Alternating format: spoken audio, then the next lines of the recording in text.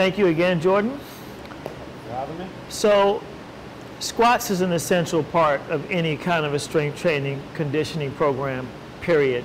And I selected this exercise specifically because there's a lot more leg involvement in climbing than most people appreciate. People who are non-climbers generally tend to think of it as being predominantly hands, and it is involved obviously with the fingers and forearms, but without the legs, you aren't getting very far. And so the squat is not just a leg exercise, it's actually a total body exercise. And what I love about it is the integration of the legs, the hips, and the back, which is key for any kind of a climbing movement. It's also very good therapeutically to make sure that you're strong enough to do your activities.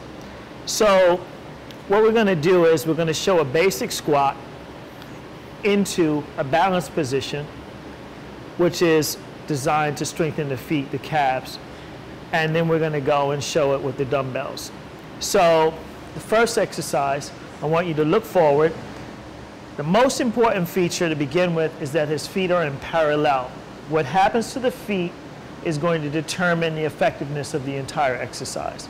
So with the shoulder here, the hip here, the knees here, I look down, there should be a foot, but not just that there's a foot, that they're facing forward.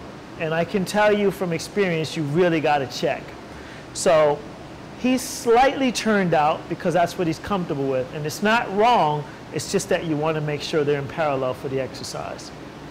You can open your feet a little wider than shoulder width for more stability, but still the criteria is to keep the feet dead on. Keeping your balance, I want you to inhale, drop your buttocks and lift your arms. Your elbows are soft. Good.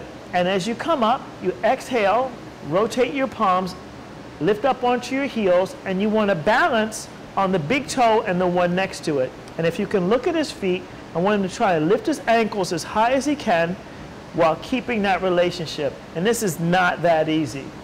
Inhale down, rotate the hands again, going into your squat position, exhaling and coming up.